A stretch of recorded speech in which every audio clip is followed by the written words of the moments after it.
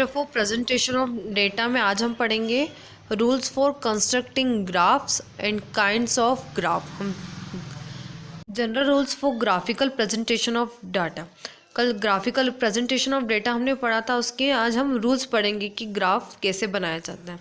There are certain rules to effective present the information in the graphical representation. They are graphical presentation के लिए कहीं बहुत सारे क्या होते हैं, प्रभावशाली रूल्स होते हैं, नियम होते हैं उसकी इन्फॉर्मेशन को प्रेजेंट करने के लिए। तो उनमें से कुछ इस प्रकार दे रखे हैं। फर्स्ट है सुटेबल टाइटल। सुटेबल मतलब होता है निश्चित। Sure that the appropriate title is given to the graph which indicates the subject of the presentation. जब हम ग्राफ क्या करते हैं, प्रेजेंट करते हैं, बनाते हैं, तो उसमें जो उसका सब्जेक्ट होता है वो क्या होना चाहिए, एक सूटेबल टाइटल का होना चाहिए, ताकि हम जो प्रेजेंट कर रहे हैं वो हमें टाइटल के थ्रू ही क्या आ जाए, हमें समझ में आ जाए। Second, measurement unit. Mention the measurement unit in the graph.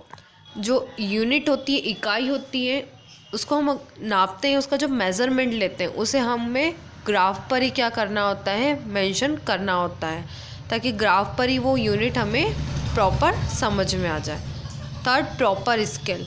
To represent the data in an accurate manner choose a proper scale. अगर हम चाहते हैं कि हमने जो डेटा प्रेजेंट किया है वो एक सिस्टमेटिक और प्रॉपर हो, जिसमें डिफरेंस ना हो, सिमिलर हो जिनकी यूनिट्स, तो हमें एक प्रॉपर स्केल का मेजरमेंट का यूज़ करना चाहिए। Fourth, index. Index the appropriate colour shades line design in the graph for better understanding.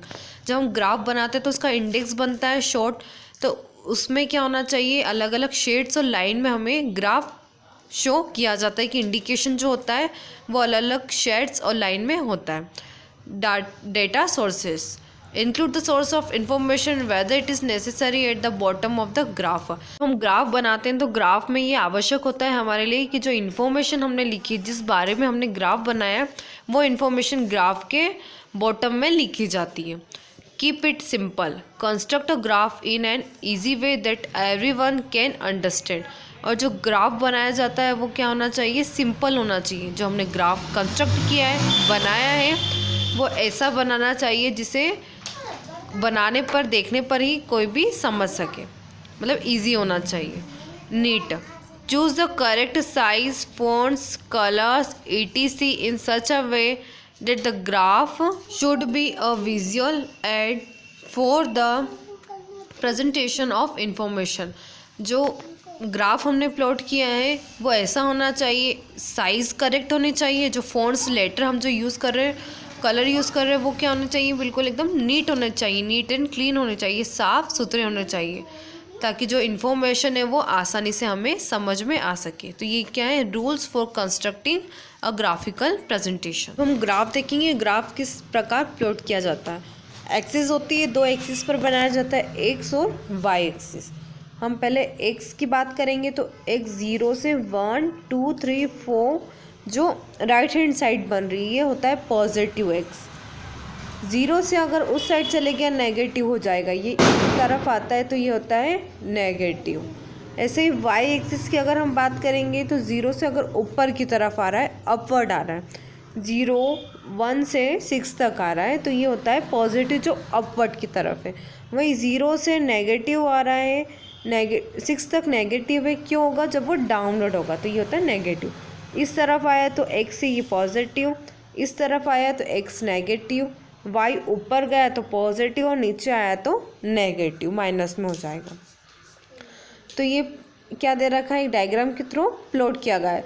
ये वाला जो पार्ट है ये पॉजिटिव रहेगा, मतलब एक्स और वाई दोनों पॉजिटिव होते हैं। इस साइड आ गया कभी तो एक्स नेगेटिव होता है और वाई क्या होता है, पॉजिटिव होता है।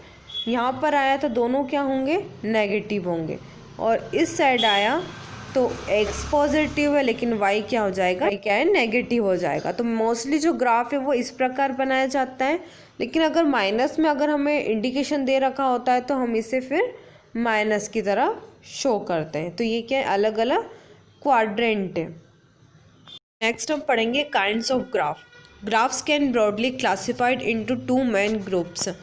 जो काइंड्स ऑफ ग्राफ्स है उसे 2 भागों में डिवाइड किया गया है, 2 ग्रुप्स में डिवाइड किया गया है। First, time series graph. Second frequency graphs. तो फर्स्ट हम पढ़ेंगे time series graph. A time series contains a chronological arrangement of statistical data. जो टाइम सीरीज ग्राफ होता है वो एक प्रकार से कैसा अरेंजमेंट होता है, क्रोनोलॉजिकल अरेंजमेंट होता है। क्रोनोलॉजिकल होता है काल क्रमिक, जो घटनाओं के ऊपर मतलब क्रम में क्या होता है, अरेंज होता है।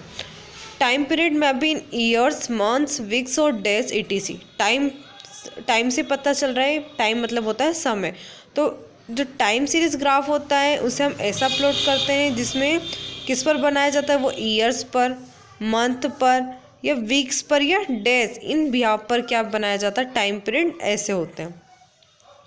This type of graph is also called histogram और लाइन ग्राफ। जो टाइम सीरीज ग्राफ है इन्हें हम हिस्टोग्राम और लाइन ग्राफ भी के नाम से भी जानते हैं। हिस्टोग्राम और लाइन ग्राफ हम आगे पढ़ेंगे।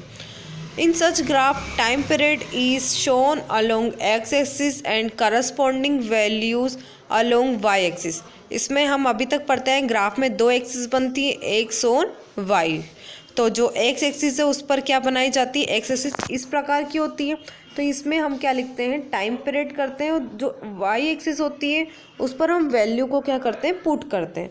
Time series graphs can be drawn either on a natural scale और ऑन रेशियो स्केल। हम टाइम सीरीज ग्राफ को या तो हम नॉर्मली कैसे भी ड्रॉ कर सकते हैं, नेचुरल जैसे हम स्केल से, हम जो हमारा नॉर्मल स्केल होता है उससे ड्रॉ कर सकते हैं, या तो हम रेशियो के बेसिस पर भी उसे ड्रॉ कर सकते हैं। On natural scale absolute change from one period to another are depicted. जो नेचुरल स्केल होता है उस पे जो चेंज होता है एक काल में, मतलब एक टाइम से दूसरे टाइम तक का जो चेंज होता है वो दिखाया जाता है, शो किया जाता है एब्सोल्युटली। और in a ratio the relative changes are shown. और रेशियो में जो रिलेटिव मतलब उससे रिलेटेड जो चेंजेस आते हैं, बदलाव आते हैं, सिर्फ वही शो किए जाते हैं, रेशियो में शो किए जाते हैं। We shall dwell on natural scale only. और हम किस पर, नेचुरल स्केल पर ही टाइम से ग्राफ बनाते हैं मोस्टली। नेचुरल स्केल ग्राफ में three kinds. Natural scale graph तीन प्रकार के होते हैं। ए ग्राफ्स ऑफ वन वेरिएबल, ऐसा ग्राफ जिसमें सिर्फ वेरिएबल जो होता है वो कितना होता है, सिर्फ एक ही होता है। बी ग्राफ ऑफ टू और मोर वेरिएबल्स, जो ग्राफ वो होता है जिसमें दो या दो से अधिक क्या होते हैं, वेरिएबल्स होते हैं। और सी ग्राफ्स ऑफ डिफरेंट स्केल्स, और सी वो होता है जिसमें अलग अलग स्केल्स में अलग अलग क्या आती है, कमोडिटीज़ होती हैं, गुड्स होते हैं, उनके क्या बनाए जाते हैं, ग्राफ बनाए जाते हैं। तो ये हो गया टाइम सीरीज ग्राफ। इनकी जो डिटेल है हिस्टोग्राम और लाइन ग्राफ हम बाद में पढ़ेंगे।